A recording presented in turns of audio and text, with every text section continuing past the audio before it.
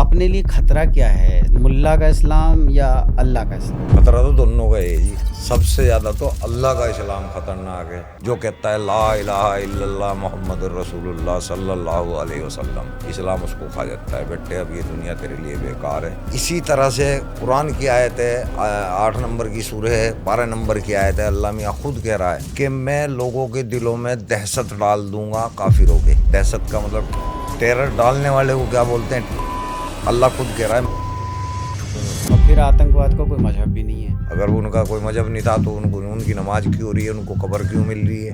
ایک تو یہ شہید کیوں کہتے ہیں؟ کیونکہ ان کے لیے اسلام کو بڑھانے کا کام کرتے کرتے ان کو موت ملی ہے. 1990 میں تو ہم 5 بم خرید کے لائے تھے مسجد سے. میرے بھائی نے جیسے لینٹر پہ رکھے، اب وہ ابھی باہر آیا نہیں تھا تب تک اس میں سے ایک بم لڑکتا ہوا اس کے پیروں میں آ کے گر گیا. گرنے کے بعد ایک بار اچھلا اور اچھل کے جب پھٹا اس کے چیتڑے اڑ گئے. میرے تو گھر والے شہید بولتے ہیں، اب مجھے لگا شہید نہیں آتنکوادی تھا. چائنا میں کہتے ہیں کہ اسلام جو ہے ان کے حساب سے ایک مینٹل ڈیزیز ہے جس کا علاج کرنا بہت ضروری ہے. یہ بیماری ہے واقعی میں. اگر بھارتیوں نے اس کا علاج نہیں کیا تو یہ بھارت کو کھا جائے گی. قرآن آپ نے بولا ہے بیانوں میں کہ پڑھی تو مجھے جھٹکا لگا. جس طرح بچپن میں ہمیں سکھایا جاتا ہے کہ قرآن اللہ کی بھیجی ہوئی کتاب ہے، پھر جب ہم اس میں دیکھتے ہیں کہ اللہ میاں جو ہے انسانوں کو مروانے کی بات کر رہا ہے. سورہ توبہ ہے، سورہ بقرہ ہے، الگ الگ آیتوں کے اندر سورہ کافرون ہے. وہاں ہندوؤں کو، مورتی پوجکوں کو، مشرکوں کو قتل کرنے کو کہہ رہا ہے. گائے، بھینس، کٹڑا، بکرا، ان کو قتل کرنے کے لیے کہہ رہا ہے. کوئی ایشور اپنی بنائی مخلوق کو کیسے ختم کرنے کو کہہ دے گا؟ تو جو پڑھ لے گا اس کو سمجھ میں آ جائے گا یہ اللہ کی کتاب نہیں ہے، کسی نے ہمارے کو واقعی میں ٹوپی پہنائی ہے. دیکھو ہندوؤں کو کہتے ہیں اندھ بھکت، اصل اندھ بھکت یہ ہے. تبت یدا ابی لہب وتب ہر نماز میں پڑھتے ہیں. اس کے معنی ٹوٹ جائیں ابو لہب کے ہاتھ، ما اغنی عنہ مالہ وما کسب، اس کا مال بھی اس کے کام نہ آئے، ناس ہو جائے اس کا.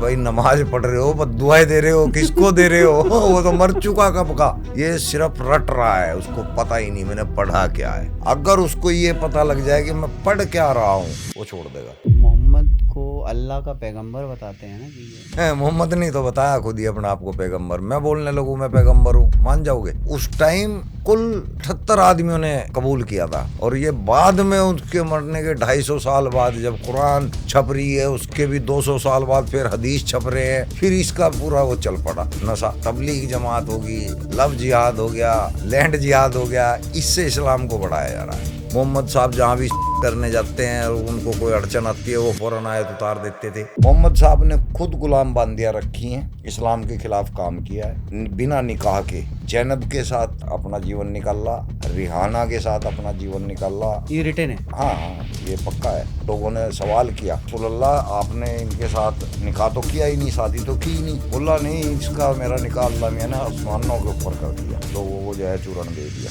حلالہ پہ آپ کا کیا کہنا ہے؟ یہ بڑی امپورٹنٹ ریچول ہے. یہ حلالہ اسلام کی سب سے گندی رسم ہے. مولانا اس سے بچتے ہیں. مولانا یہ کہتے ہیں کہ قرآن میں حلالہ نہیں ہے، جبکہ قرآن سورہ بقرہ آیت نمبر 230 کے اندر حلالہ کی پوری پریکٹس بتائی ہے. تو حلالہ کے لیے منع کر دے تو لڑکی ہاں تو اسلام یہ قرآن حدیث کے علاوہ کٹرتا مسلمان کے اندر ڈالتے ہیں. اس کو جنت کے سبز باغ دکھاتے ہیں کہ اگر تم اسلام کے لیے ایسا کرو گے تو اللہ نے تمہارے لیے جنت مقرر کر دی ہے، تم خوش قسمت ہو کہ تم اسلام میں پیدا ہوئے. ایسا اس کو ہپنوٹائز بچپن سے ہی سٹارٹ کرنا شروع کر دیتے ہیں بچے کو. اور دیکھو کمال کی بات، وہ جو ہمارے کو کہہ رہے ہیں نا کہ اللہ سے ڈرنا چاہیے، اللہ سے ڈرنا چاہیے، وہی رات کو ان لونڈوں